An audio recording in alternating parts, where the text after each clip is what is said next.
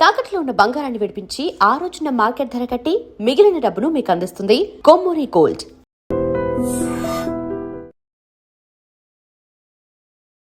నమస్కారం, welcome to I dream.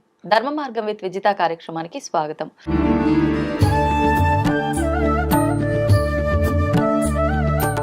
ప్రస్తుతం మనతో పాటు ఉన్నారు ప్రముఖ జ్యోతిష వాస్తు పండితులు, లలిత ఉపాసకులు నానాజీ పట్నాయక్ గారు. ఇప్పుడు వారితో మాట్లాడదాం. నమస్కారం అండి. శ్రీమాత్రే నమః. గురుగారు, మామూలుగా శివుడు అనేసరికి అభిషేక ప్రియుడు, అంతే కదా? అయితే మన దగ్గర ఉన్న ద్రవ్యాలు నిజంగా మనకు సాధ్యపడితే ద్రవ్యాలతో చేసుకుంటాం. అవి పండ్లు కావచ్చు, పంచామృతాలు కావచ్చు, ఏదైనా. అవన్నీ చేయకపోయినా కూడా ఒక చెంబడి నీళ్లు ఆయన పైన పోసి మనం నమస్కారం చేసుకున్నా ఆయన ప్రసన్నం అవుతాడు అని చెప్పి అంటుంటాం. కానీ నేను ఈ మధ్య కాలంలో ఒక విధానం గురించి విన్నా. అది మరి నిజంగా ఉందా లేదంటే వాళ్ళ ఇష్ట ప్రకారంగా చేసుకుంటున్నారో తెలీదు. మామూలుగా భస్మంతో అభిషేకం చేస్తుంటాం కదా శివుడికి, దాంట్లో పచ్చకర్పూరం కూడా కలిపి చేస్తారు అని చెప్పి విన్నాను. అది నిజమే అంటారా? ఉంది ఆ విధానం అనేటువంటిది. ఎందుకు ఆ విధానం దేనికి సంబంధించి చేస్తారు? యాక్చువల్గా పచ్చకర్పూరం చలవ కోసం వాడతారు. చలవ కోసం. మన అభిషేకం చేయడానికి కూడా ముఖ్య కారణం ఏంటంటే శివలింగం ఏదైతే ఉందో ఈ విశ్వం మొత్తం ఒక అండాకారంలో ఉండేటువంటి రూపం శివలింగం అంటే.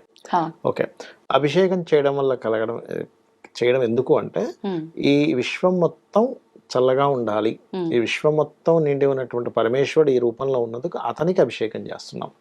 Point number 1. ఈ అభిషేకాలు కూడా చాలా రకాలు ఉన్నాయి. అంటే ఒక్కొక్క అభిషేకానికి ఒక్కొక్క ఫలితం ఉంది శాస్త్రంలో.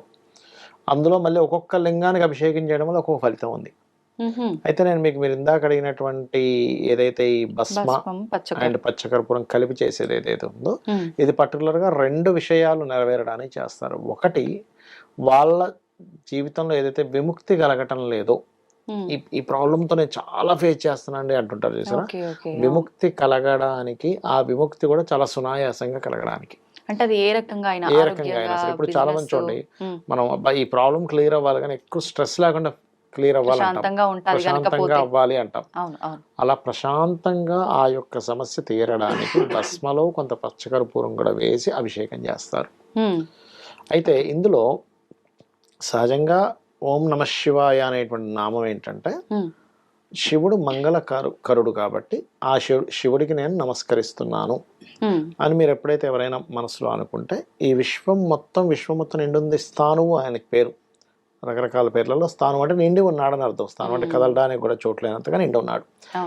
అలా నిండి ఉన్నటువంటి శివుడికి నేను, మంగళకరుడైన శివుడికి నేను నమస్కరిస్తున్నాను కదా. అలా ఎప్పుడైతే మనసులో మనం మనస్ఫూర్తిగా అంటామో ఈ విశ్వం మొత్తమే ఆయన ఉన్నాడు కాబట్టి ఆ విశ్వంలో ఉన్న ప్రతిదీ కూడా మనకి మంగళములు ఇచ్చేదిలా అవుతుంది. అలా ఓం నమ శివాయ అనే మంత్రంతో ఈ అభిషేకం చేస్తారు. ఆడవాళ్ళైనా మగవాళ్ళైనా చేస్తారు. కానీ కొంతమంది ఓం నమ శివాయ మంత్రం ఆడవాళ్ళు పఠించకూడదు, దాని బదులు శివాయ నమః అని చెప్పి చెప్పుకోవాలి అని అంటుంటారు కదా, అలాంటిది ఏం లేదమ్మా. చేయొచ్చు. శివాయ నమః అంటే శివుడికి నమస్కరిస్తున్నాను, ఓం నమ శివాయ అంటే నమస్కరిస్తున్నాను శివుడికి. ఏముంది, దానికి రివర్స్ లో చెప్పేది ఉంటది ఒకటి. ఇప్పుడు ఓం ఉంది, ఓం న మ శి వా యా కదా. ఇప్పుడు రివర్స్ రాను దాన్ని యా. నమ శివాయ రివర్స్ లో తీసుకురండి. ఫస్ట్ లాస్ట్ లో ఫస్ట్ తీసుకోండి యా, దాని తర్వాత షి వా, యా వాషి నా మానా, యావాషి మాన ఓం. యావాషి మాన ఓం గన ఎవరైనా అంటే వాళ్ళ కోరిక ఖచ్చితంగా నెరవేరుతుంది, ఏదైనా సంకల్పంతో చేస్తాయి. అవునా? అంటే మంత్రాలకు నామాలకు ఇలా రివర్స్ లో చదివే ఒక అక్షరాన్ని తీసుకుని అటు నుంచి ఇటు ఈ 5 అక్షరాలని పంచాక్షరి మంత్రం నమ శివాయ అనేటువంటిది, ఈ పంచాక్షరి మంత్రాన్ని అటు ఇటు ఇటు అటు మార్చి చేసేటువంటి విధానం కూడా ఉంది. అంటే ఇది రివర్స్ లో చేసేది కూడా మన సాత్విక పద్ధతిలోకే వస్తుందా? మంత్రశాస్త్రంలో దీనికి సంబంధించింది ఇచ్చారు. ఇప్పుడు ఇలా మనం మంత్రం చేస్తున్నప్పుడు ఎవరైనా గురువు సమక్షంలో తీసుకొని చేయాల్సి ఉంటుందా, లేదు ఎవరికి వాళ్ళు మామూలుగా? ఒకటేనమ్మా, మనకి మంత్ర మహోదరి అనేటువంటి గ్రంథంలో చెప్పబడింది ఏంటంటే మీకు గురువు ఉన్నారనుకోండి, గురుముఖత తీసుకోవడమే 100% కరెక్ట్. సరే, గురువు లేరు, మనకు గురువు దొరకలేదు, ఎక్కడో ఏ అమెరికా కంట్రీస్ లోనే ఏ సౌదీలోనే ఉన్నాడు, కానీ ఆ వ్యక్తికి ఫలానా అమ్మవారి మంత్రం చేయాలనుంది. దానిలో చెప్పినటువంటిది ఏంటంటే బోధిపత్రము మీద ఆ మంత్రాన్ని రాసి శివుడి దగ్గర పెట్టి శివుణ్ణే గురువుగా భావిస్తూ శివాయ గురవే నమః అనుకుని ఆ మంత్రం చేసుకోవచ్చు. ఓకే, ఇప్పుడు బోధిపత్రం ఎక్కడ మనకి, ఏ బోధిపత్రం అంటే ఏంటో తెలియని రోజులు అయిపోయాయి కాబట్టి మీరు ఏం చేయొచ్చు, చక్కగా పేపర్ మీదే రాసి శివుడి దగ్గర పెట్టి ఎంతో భక్తి శ్రద్ధలతో దాన్ని తీసుకొని మీరు కనుక శివాయ గురవే నమః అనుకొని శివుణ్ణి గురువుగా మనసా వాచా కర్మన భావించి మీరు కనుక ఆ మంత్రం చేస్తే ఖచ్చితంగా ఫలిస్తుంది.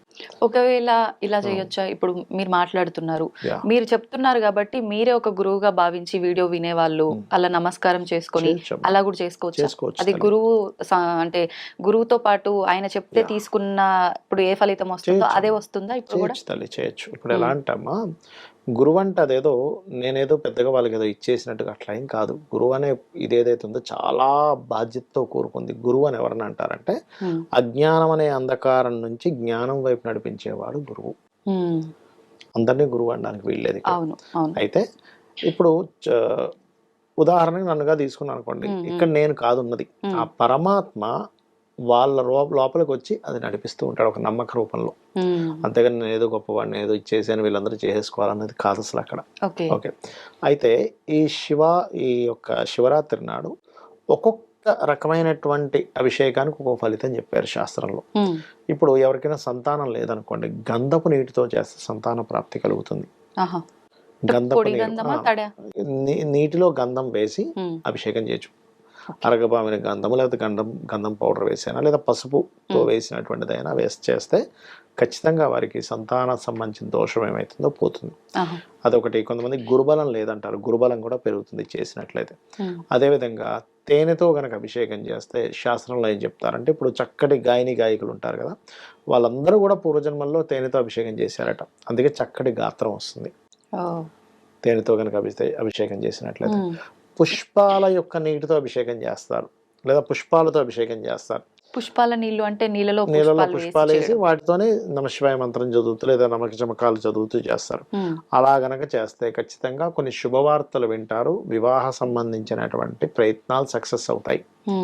అలాగే కొంతమంది ఓన్లీ మల్లెపువ్వులతో చేస్తారు వివాహం అవ్వడానికి, ఉట్టి చెరుకు రసంతో చేస్తారు వివాహం అవ్వడానికి కూడా. చెరుకు రసంతో చేయొచ్చు, మల్లెపువ్వులతో చేయొచ్చు, పుష్పపు నీటితో చేయొచ్చు. కొంతమందికి ఎప్పుడు ఏదో ఆటంకం జరుగుతుంటుంది చూసారు, ప్రతిదీ ఆటంకమేనండి నా లైఫ్లో అంటూ ఉంటారు. అలాంటప్పుడు 2 విధానాలు చెప్పారు. ఒకటి గరిక వేసినటువంటి నీటితో అభిషేకం చేయడము, రెండవది బెల్లము కలిపిన నీటితో అభిషేకం చేస్తారు. మామూలుగా గరిక అంటే వినాయకుడికి ఎక్కువ వాడేటువంటి బిల్వం వాడతాం కదా, బిల్వం వాడతాం, బిల్వం కూడా వాడచ్చు. బిల్వం వాడడం వేరే పద్ధతి, ఆటంకాలు తొలగడం కోసం ఇది గరిక నీటితో చేయడం అనేటువంటిది. అలాగే బిల్వపత్రం అయితే ఖచ్చితంగా శివుడికి పెడతారు, అది దానికి సపరేట్ గా మనం చెప్పక్కర్లేదు. ఇప్పుడు బిల్వపత్రం కూడా అంటే మామూలుగా ఆలయంకి వెళ్ళినప్పుడు చూస్తుంటాము, కొంతమంది ఏమో రివర్స్ లో పెడతారు, కొంతమంది ఇలా. ఒకవైపు స్ట్రైట్ గా పెడితే లక్ష్మీ ప్రాప్తి, రివర్స్ లో పెడితే ఐశ్వర్య ప్రాప్తి, ఆయుష్ అని చెప్తూ ఉంటారు. అంటే ఎలా పెడితే ఏది?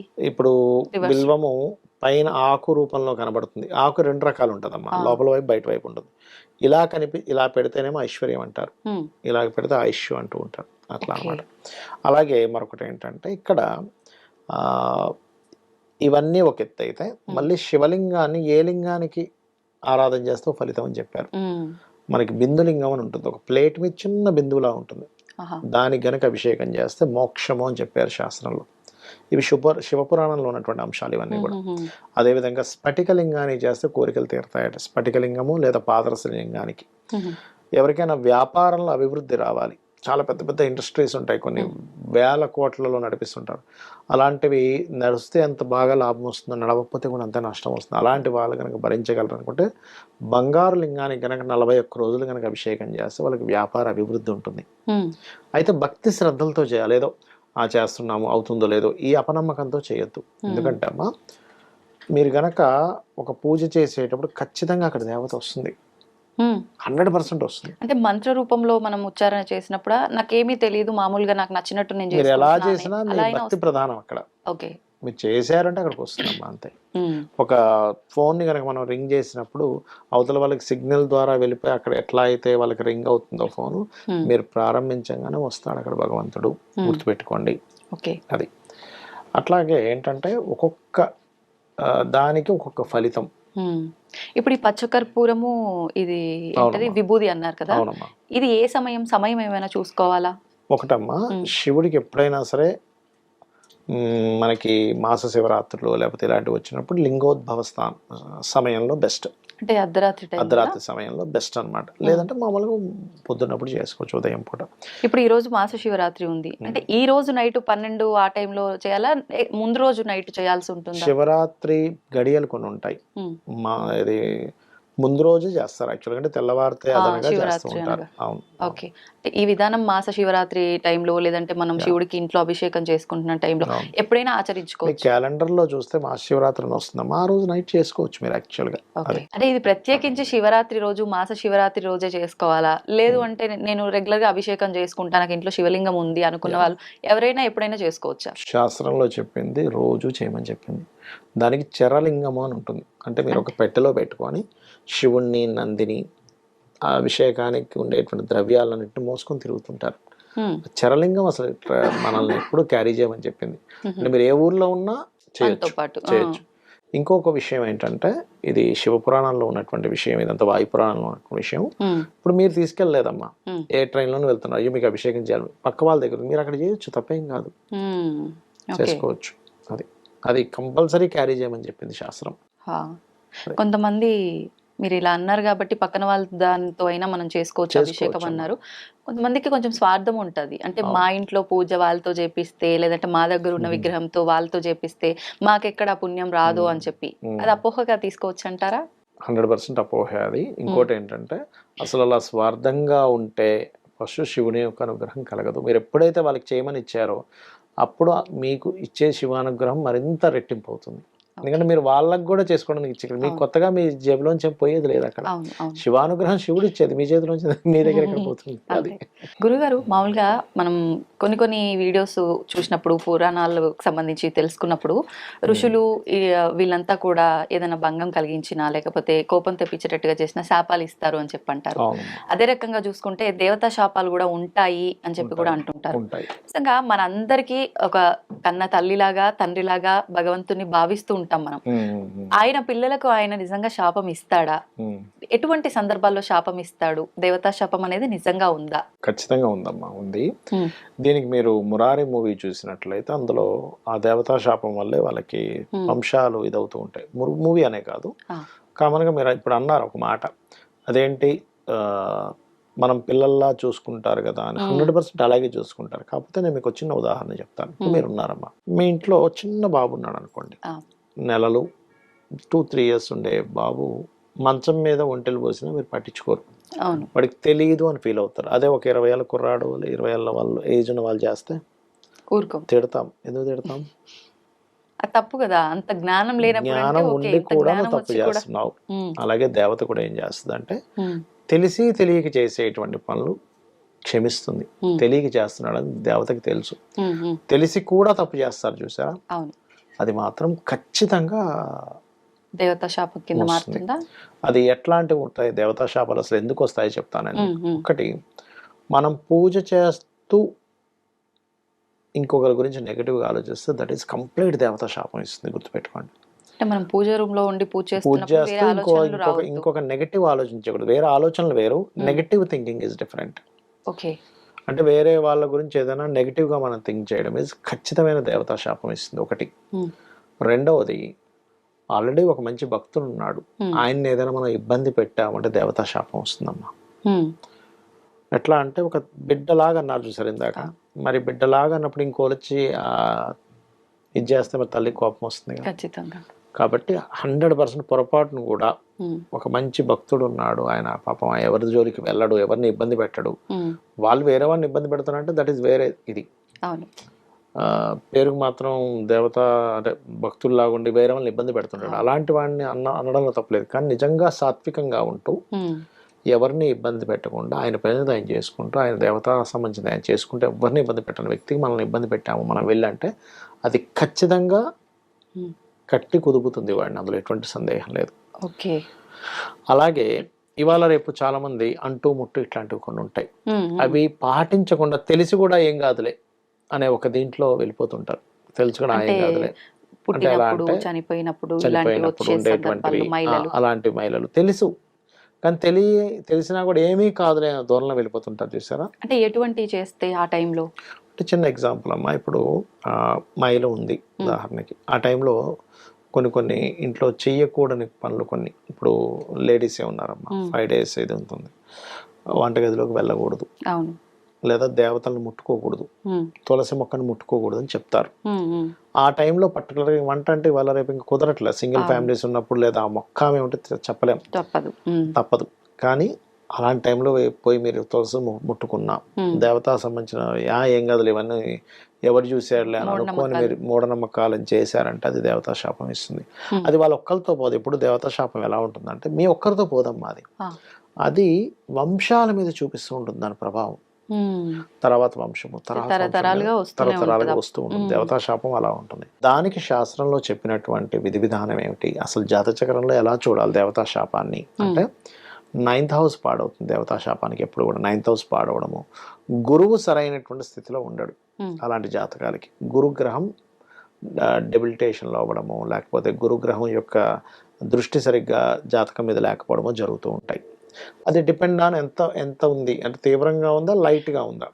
కానీ ఎంతటి దేవతా శాపం ఉన్నా లలితా సహస్రనామాల్లో ఒక్క నామం ఖచ్చితంగా మనకు క్లియర్ చేస్తుంది. అదేమిటి అంటే, ఓం హరనేత్రాగ్ని సందగ్ధ కామ సంజీవన ఔషధి. ఎలా అంటే ఈ నామానికి ఉన్న అర్థం ఏమిటంటే, హరుని యొక్క నేత్రము చేత దగ్ధమైనటువంటి మన్మధుడు గురించి మనం మాట్లాడుతున్నాం ఇక్కడ ఈ నామంలో. ఈ మన్మధుడు ఏం చేస్తాడంటే హరుడికి బాణం వేస్తాడు. ఈయన కూడా ఒక రకమైనటువంటి కామ సంబంధం జరగాలని, ఎవడరా నా మీద బాణం వేసాడు, ఆయన్ని మూడో కన్ను తెరిచి భస్మం చేసేస్తాడు. అప్పుడు ఆ మన్మధుడు యొక్క భార్య వచ్చి అమ్మవారిని వేడుకుంటుంది. అమ్మ ఎలాగమ్మా అంటే, సరే ఇప్పుడు వాళ్ళ ఆయన ఇట్లా చేసినప్పుడు ఈమె పుట్టించడం కరెక్ట్ కాదు, ఆయన వ్యతిరేకించినట్టు అవుతుంది కాబట్టి, సృష్టి విరుద్ధం కాబట్టి ఎవ్వరికీ కనబడకుండా నీకు మాత్రమే కనబడేలాగా ఆయనకి శరీరాన్ని ఇస్తుంది. మన్మధుడికి ఇస్తుంది, కానీ ఎట్లాగా అతనికే కనబడ్డా. అందుకే ఇప్పుడు మన్మధుడికి ఏ భయం లేదు, ఇప్పుడు ఎవరికి కనబడ్డి కాబట్టి. అలా అమ్మవారి నామాన్ని ఎవరైనా చేస్తే ఈ దేవతా శాపం అనేటువంటిది బయట నుంచి మనం బయటపడతాం. ఓం హరనేత్రాగ్ని సందగ్ధ కామ సంజీవన ఔషధి. ఎలా చేస్తుండాలి ఈ నామాన్ని? రోజు ఒక 40 minutes. మనకి ఏం చేసినా కలిసి రావట్లేదు అంటే దాని అర్థం దేవతా శాపమే, గుర్తుపెట్టుకోండి. ఎందుకంటే దేవతా అనుగ్రహం లేదు మీకు ఏది ముందు కదలదు. దేవతా శాపాలు ఉన్నందుకే ఇట్లా జరుగుతూ ఉంటాయి. వాళ్ళు ఎవరు కాపాడలేకపోతుంటారు. ఆఖరికి ఆ జగన్మాత, ఆ శక్తి స్వరూపునైన అమ్మవారే కాపాడాలి. ఇంకా ఆవిడే వాళ్ళకి సరే ఇంత ఇబ్బంది పడుతున్నారు కదా అని చెప్పి చేయాలి. ఇప్పుడు ఒకవేళ మీరు చెప్పినట్టుగా దేవతా శాపం ఉంది, ముందుకు వెళ్ళలేకపోతున్నాము, వంశం వృద్ధి లేదు, ఇలాంటివన్నీ అన్నారు కదా, నిజంగా దేవతా శాపం ఉంది అంటే పర్సనల్ గా ఒక జ్యోతిష్కుడు దగ్గరికి వెళ్ళి చూపిస్తే అర్థమవుతుంది. కానీ అలా కాకుండా ఇంట్లో ఏదైనా ఇబ్బందులు వచ్చి పర్టికులర్ గా దీని వల్లే ఈ ఇబ్బందులు వస్తాయి, మేము దాన్ని గుర్తించగలిగే ఏమైనా ఉన్నాయి అంటే అలాంటివి ఏమైనా ఉంటాయి? మీరు ఎట్లా గుర్తించవచ్చు అంటే అమ్మా, వంశము క్షీణిస్తున్నట్టుగా మీకు అర్థమవుతూ ఉంటది. వంశంలో సరిగా అభివృద్ధులు ఉండవు. ఒకటి అది 2 రకాలు, ఒకటి దేవతా శాపం లేదా పితృ దోషాలు ఉన్నా కూడా జరుగుతుంటుంది అది. రెండవది ఏంటంటే, మీరు ఎన్ని పూజలు చేస్తున్నా కలిసి రాదు, అన్ని చేస్తున్నా ఏమిటి మాకు అనుగ్రహం, ఎందుకంటే అక్కడ శాపం ఉంది. నేను అనుగ్రహించను పోండి, మీరు అన్ని పిచ్చి పనులు చేస్తున్నారని వెళ్ళిపోయింది, మీకు ఇంకెక్కడ అనుగ్రహం ఉంటుంది, అది రాదు.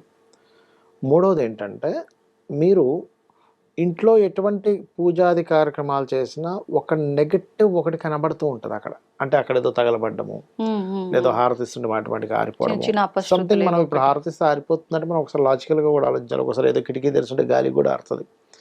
అవి కొన్ని లాజిక్స్ అర్థం చేసుకోవాలి. అట్లా తీసుకోకుండా ప్రతిదీ మూఢంగా కూడా వెళ్ళకూడదు. అట్లాంటి మీకు సిమ్టమ్స్ తెలుస్తూ ఉంటాయి, అప్పుడు మనం అర్థం చేసుకోవాలి. అది అంటే ఏదో ఇబ్బంది వచ్చిందనే కాకుండా ఎట్లాగూ మనకి మంత్రం చేసుకోవడం వల్ల అది తొలగిపోతుంది కాబట్టి ఎవరికి వాళ్ళు కనీసం ఎంతసేపు కుదిరితే అంతసేపు చేసుకోవడం బెటర్. విన్నా సరిపోతుంది అంటారా? ఎప్పుడు కూడా లలితా సహస్రనామాలు పఠనం చేయాలి, విష్ణు సహస్రనామాలు వినాలి. వినడం ద్వారా వాటికి ఎక్కువ ఫలితం, చేయడం ద్వారా దీనికి ఎక్కువ ఫలితం. ఇప్పుడు చదివేటప్పుడు చాలా మంది భయం ఏంటంటే, ఎక్కడ తప్పులు చదివేస్తానో, మళ్ళీ అది ఈ దోషం నివృత్తి కోసం చేస్తే ఇంకో దోషం ఎక్కడ వస్తుందో వింటా అని చెప్పి చాలా మంది జర్నీస్ లో వెళ్ళేటప్పుడు వింటూ ఉంటారు. మరి నిజంగా నేర్చుకునే వరకు వినండి, నేర్చుకున్న తర్వాత చేయండి. అదేం పెద్ద కష్టమైన విషయం కాదు, చాలా సింపుల్. ఒకటేంటంటే, మీరు పలకడం రాక పలుకుతున్నప్పుడు అమ్మవారి ఏమీ అనదమ్మా. ఒక చంటి పిల్ల ఎలా పిలిచినా అమ్మ పలుకుతుంది. అట్లాగే మీకు పలకడం రాక నేర్చుకునే క్రమంలో అమ్మవారికి తెలుసు, అన్ని తెలుసు ఆవిడికి, సర్వజ్ఞ అంటారు. సర్వజ్ఞ శాంతకరుణ అనేటువంటి నామం ఉంది ఆవిడకి. కాబట్టి సర్వజ్ఞ ఆవిడ అన్ని తెలుసు. ఆవిడకి తెలియదే ఉంది. మనం పలకలేక పలుకుతున్నామా, వెటకారంగా పలుకుతున్నా ఆవిడ తెలియదు. కాబట్టి ఆవిడ ఏమనుకోదు. సంతోషం అండి, చాలా చక్కటి విధానాన్ని తెలియజేశారు. ధన్యవాదాలు. శ్రీమాత్రే నమః.